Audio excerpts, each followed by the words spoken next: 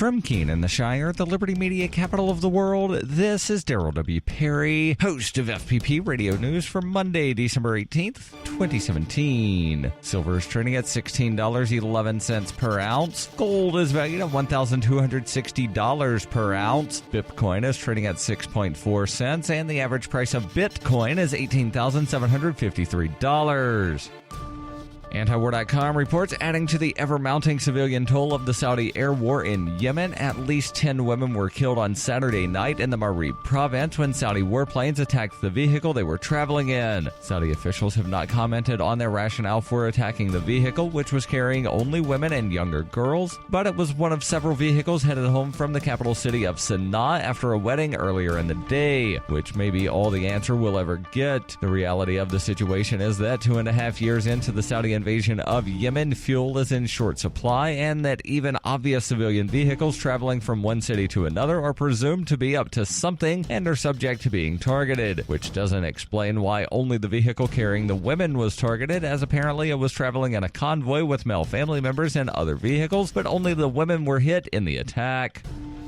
For over 40 years, Roberts & Roberts Brokerage has been a trusted source for buying and selling precious metals. Gold, silver, platinum, and palladium. They don't feed the banks. They're Bitcoin preferred and have removed the minimum purchase amount for all orders paid in the digital currency. Call Roberts & Roberts Brokerage today for knowledgeable advice on buying and selling precious metals and a forward-thinking approach to new technologies. 800-874-9760 or visit online at rrbi.co.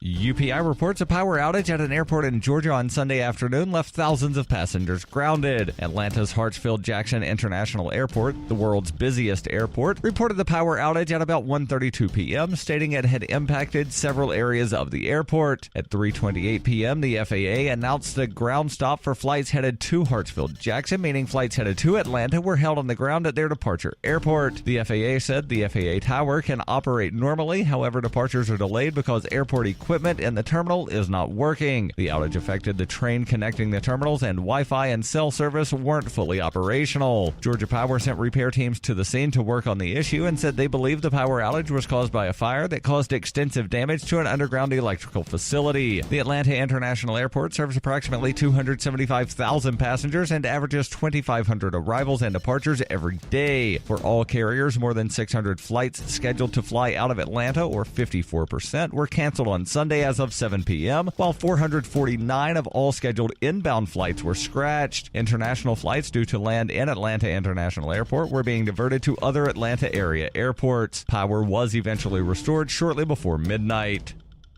Are you an advocate for free market money? Do you promote Bitcoin as an alternative in a fiat-centric world? Then you need Spendabit in your arsenal, the search engine for things you can buy with Bitcoin. Spendabit aggregates millions of products from thousands of Bitcoin-enabled merchants. Keep your money in the free economy. Visit spendabit.co today. Bitcoin merchants, ask about our merchant suite to reach even more customers. Spendabit.co.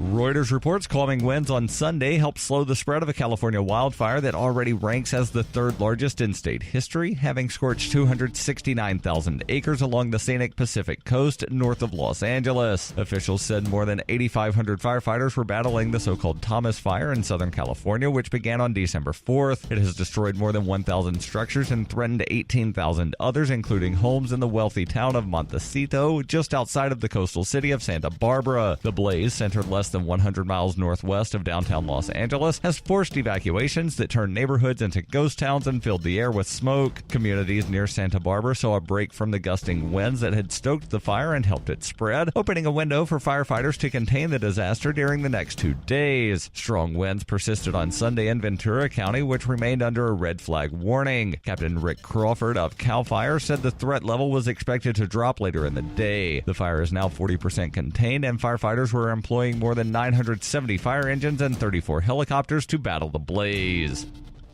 You can support FPP Radio by shopping online. Every purchase you make from one of my affiliates at shop.fppradio.com helps fund FPP Radio. That's shop.fppradio.com. This has been FPP Radio News, online at fppradio.com.